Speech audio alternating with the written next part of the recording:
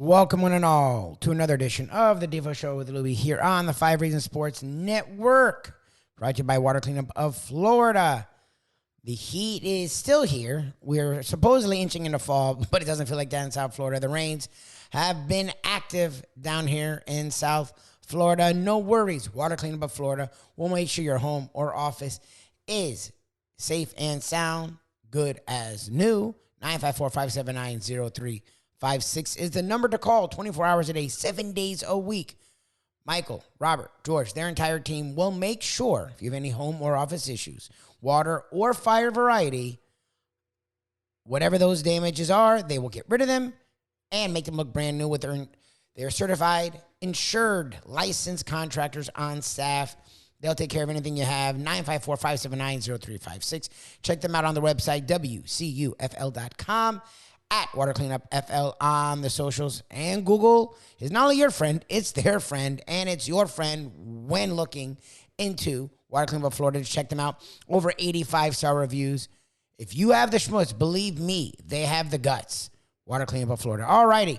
It's been a very gutsy time in the South Florida sports scene. The Canes are sitting at 3-0.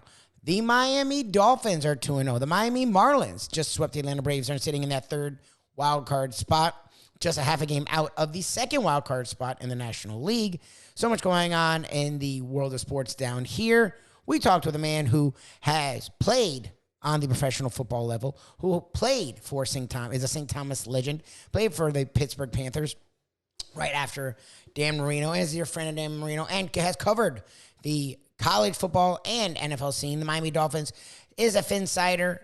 Works with CBS 4 doing Dolphins pre-post game. The one and only John Congemi joined us today to talk about the Miami Dolphins and their nice 2-0 start. The Defo Show with Lubie here on the 5 Reasons Sports Network.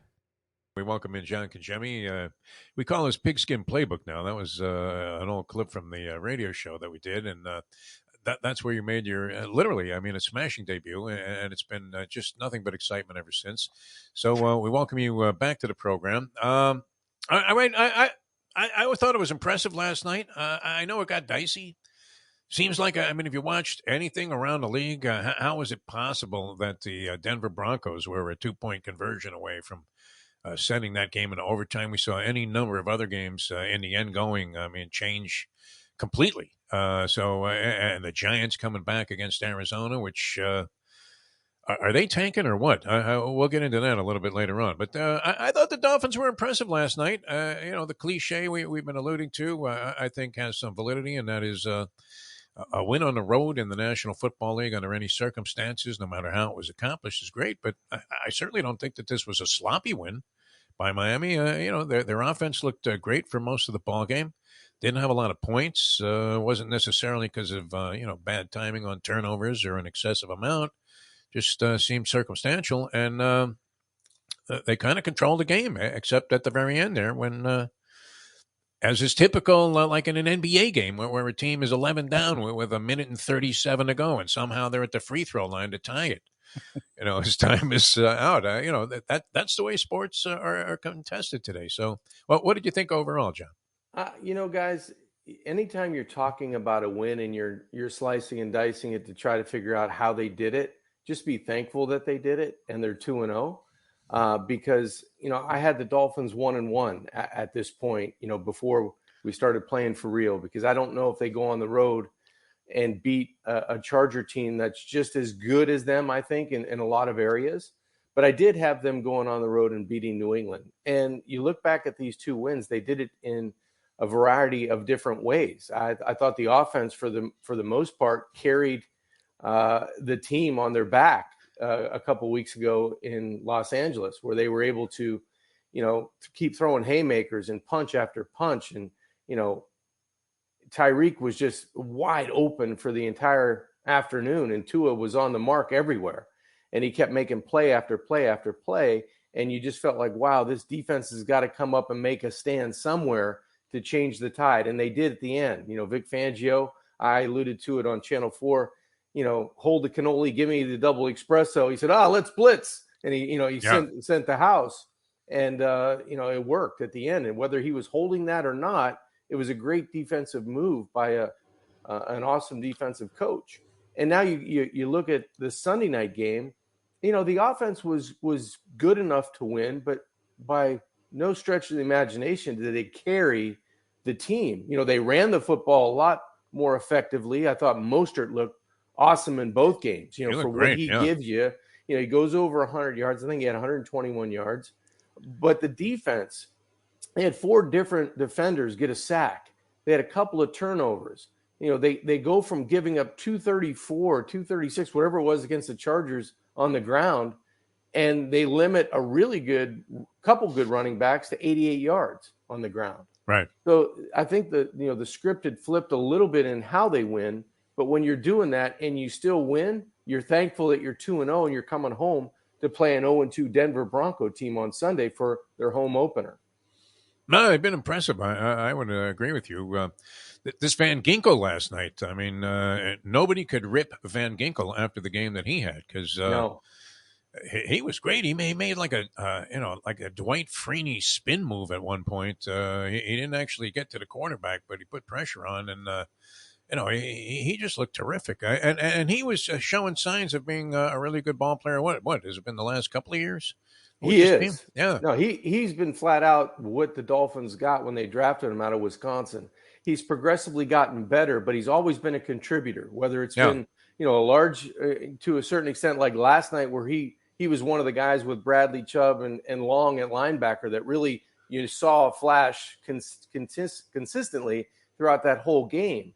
But I felt like, Van Ginkel is one of those guys that always kind of, you always know where he's lining up. He's quick too. I mean, very quick. You see the locks. Yeah. You see him flying around, and he's always playing with his hair on fire, which is a good thing for a defender. Yeah, well, and there's a long fuse there, which is great. Yes. I kind of dig that.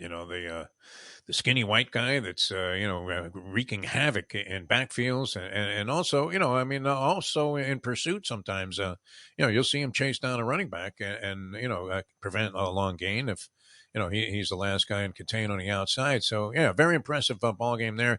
Fangio obviously did something because you would have to think Belichick it wasn't lost on him that the Chargers who were never really known as a running team last year. And maybe put some emphasis on improving in that aspect. But, they literally, just manhandled the Miami Dolphins in the run game. So good job there because, Belichick was probably, thinking that I can run the ball against this team, and they couldn't. And, I thought that they looked sharp at different times, Miami in the game. It was surprising that it came down to a little bit of a nail-biter because I'm not sure that the Patriots necessarily go in and score. But it was interesting to see Mike Gesicki, pitch the ball. Guy, some stuffed lineman, overstuffed lineman, makes a miraculous catch like he was Jerry his Rice. Name to add to that strange play. Yeah, and I'm waiting for a snowplow to come out there. I mean, where's Matt Cavanaugh? What the hell? Football, right? Yeah, that was a wild thing. But I didn't. It was one of those games where you thought, wow, the dominant team was clearly Miami in that ball game. All right, Denver, I'm watching the end of that game. They flipped to it. They were playing, Washington, right? And they were down 11 points. And Russell Wilson is operating from about, the 7 or 8 yard line. They go backwards. I mean, a series of lame plays that lead to a consolation field goal there at that point. And you're thinking, all right, you're still down 8. You need to get the ball back. Interesting seeing Westy on the sidelines there. The Broncos opened the season by having an onside kick as their very first play. I don't know. You think Westhoff, does he have pictures of Sean Payton? Payton's a gambler, though. He did that in a Super Bowl game and to open up the second half. And it turned out to be a huge turning point in that game. So not inclined to shy away from the gamble. But somehow they end up throwing a Hail Mary and are in a position to tie that game up. They fail on the 2-point conversion as they had previously on a half a dozen red zone plays from deep in the red zone. What do you make of them? I mean, and how desperate do you think teams get when they're 0-2? Because even with 17 games, 0-3, that becomes a big fat round number there in the win column. Yeah, the percentages, and I'm not sure what they are, but I know they're not good when you start 0-2, let alone Yeah. drop another one and go at 0-3, even with the extra game. So desperate is one thing, but do you have the talent to keep up with a team that, when you look at the AFC, the Miami Dolphins, if they're not at the top, they're right around the top of the food chain. So the Denver Broncos are going to have to play much better than they had in the prior 2 weeks, even though they're going, back and forth with Washington. That's still, that's an improving team, but it's still not to the caliber of the Dolphins. And I don't know, Bill Belichick did a smart thing on defense. He was going to take away the most lethal weapon. And for most of the night, I would say they were very successful in limiting the explosive plays. But the Yes. Dolphins have found a way, when they do that, we have other guys that can get it done, and we can maybe carve you up in a different way. I really like the way the Dolphins attacked both teams that they played. And I don't know if Denver coming in with not a whole lot of momentum built. Yeah, Russell Wilson's playing a lot better. They look a little different with some semblance of an experienced head coach and what they're trying to do with a different staff and a different scheme. But I don't know if they have the firepower to come down to South Florida and beat the Dolphins in their home opener. I don't see it happening. Well, what's interesting, both of you guys have touched on it, and it's something that was a problem for the Dolphins last year. My only big black mark against McDaniel was when something was working, if it wasn't passing, he didn't care. He wanted to throw the ball, chuck it. Yeah. They would go down the field a lot because of all the Tua detractors, and he's like Tua's biggest fan, so he had to prove Tua could throw it deep. And it's like when you have a hill, you don't have to do that. Let it come naturally. And through the first two games, you both said it, like they were two totally different game plans. And thank God. Like, isn't that what the great coaches do? Is whatever you're going to give me, okay, I'm not going to force my will. I'm going to take door number 3. I'm going to take the thing that works. And he did it time and time again last night. The run game was working. He said, okay, we're going to just run the ball. And I was very impressed by that even when the sky was falling at the end of the game, he kept running the ball, kept the defense off the field, and kept the Patriots having to grind out defensive drives. And that's why they won the game last night. Yeah, Mike McDaniel said it in his presser after the game on the fifth quarter show we do that, there was only one instance where Tua kind of pushed the issue, and that was when he forced the football down the sideline, and the rookie for the Patriots, Gonzalez, goes up and climbs the ladder, gets the interception over Tyreek Hill. That was really the only play that you could go back and say, wow, Tua should have maybe went somewhere else with the football. He was covered. There was, you're going to give – if it was Mike Gesicki at 6'5" or 6'6" going down the sideline, you go, I'm going to throw it up. It's like a punt, no big deal. But, that was really the only play that kind of stood out. And there was maybe only one play against the Chargers that was like that. So Tua is starting to trim a lot of the things, a lot of the mistakes that he has made in the past, and he's making a lot more positive plays in consecutive plays. He's backing up a great play with another great play.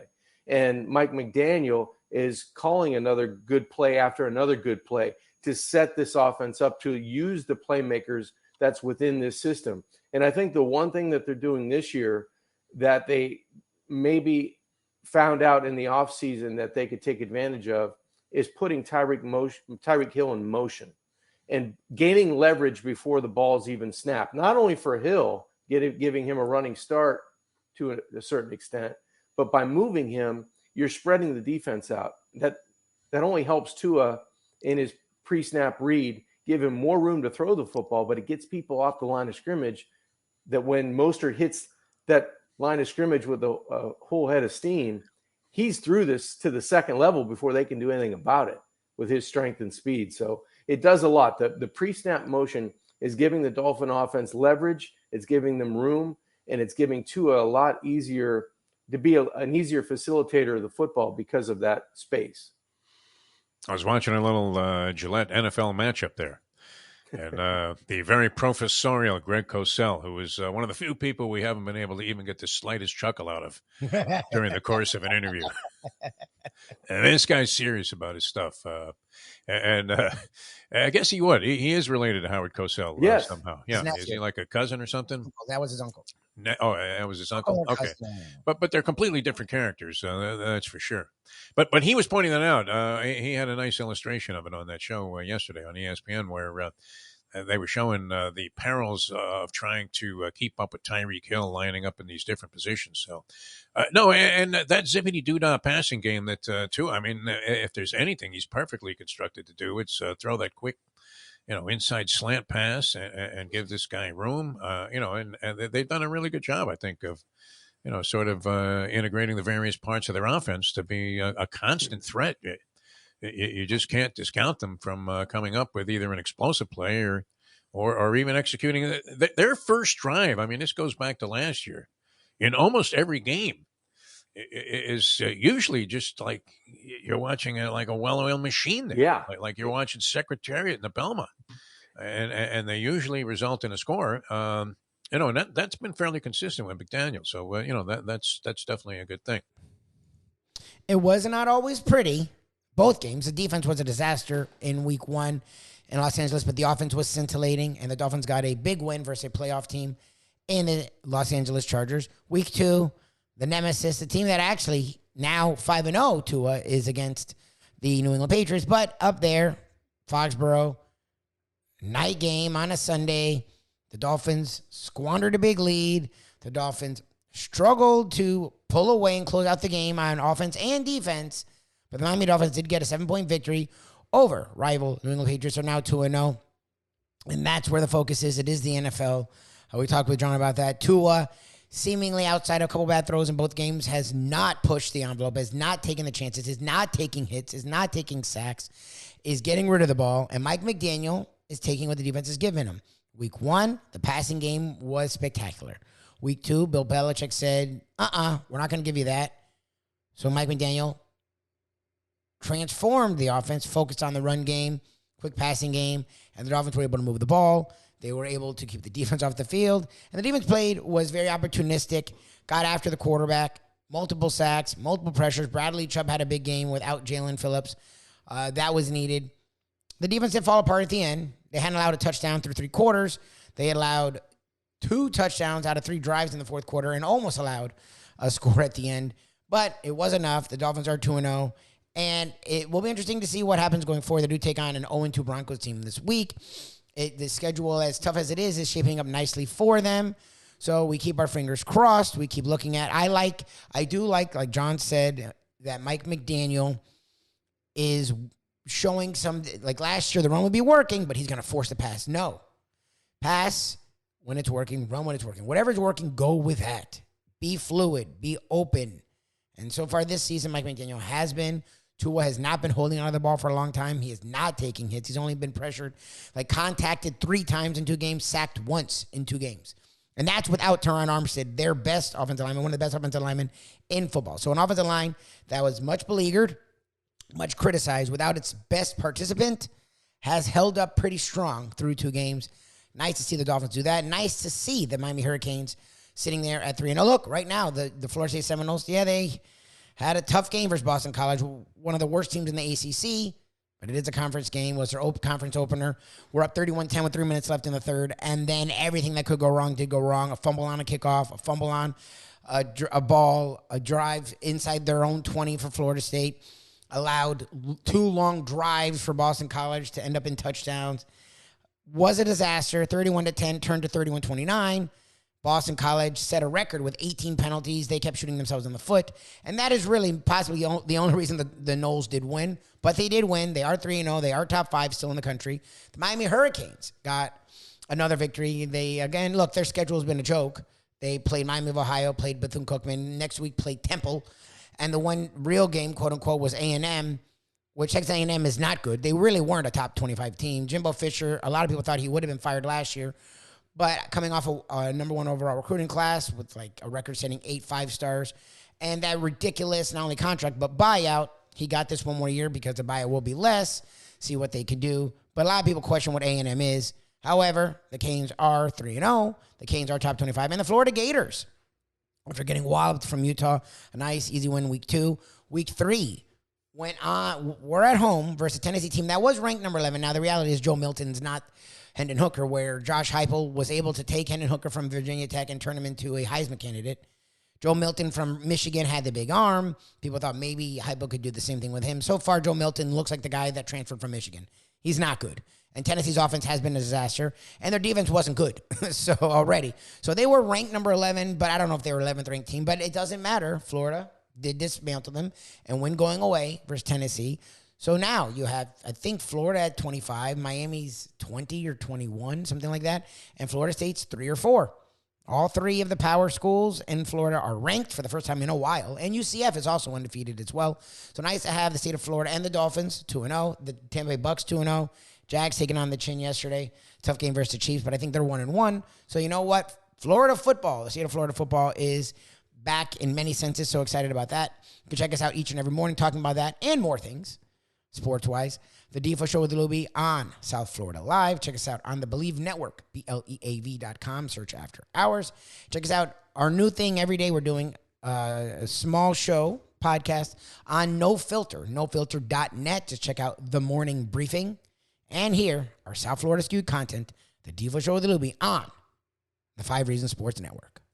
From the newly renovated sports bar to the beautiful bayside views captured at the Tiki Bar, Jimmy Johnson's Big Chill has it all. Located at mile marker 104, the Big Chill also offers waterfront dining while experiencing breathtaking sunset views of the Florida Keys. It's simply the hottest spot in the Keys to cool off. That's Jimmy Johnson's Big Chill at mile marker 104 in Key Largo. For more information, call today at 305-453-9066. These days, we're all looking for comfort anywhere we can find it. Thank goodness for Landlubbers Raw Bar and Grill in the Plantation, because they are making sure you are as comfortable as possible. First of all, they're not only open for delivery and pickup. All you have to do is go to landlubbersbarandgrill.com for both pickup and free delivery. You're going to have the best wings in the world. You're going to have a great burger. You're going to have their amazing soups. Again, Landlubbers, Raw Bar and Grill. It's nice and easy. Just go to landlubbersbarandgrill.com for both your pickup and free delivery. Thank goodness for Landlubbers for making you always feel right at home.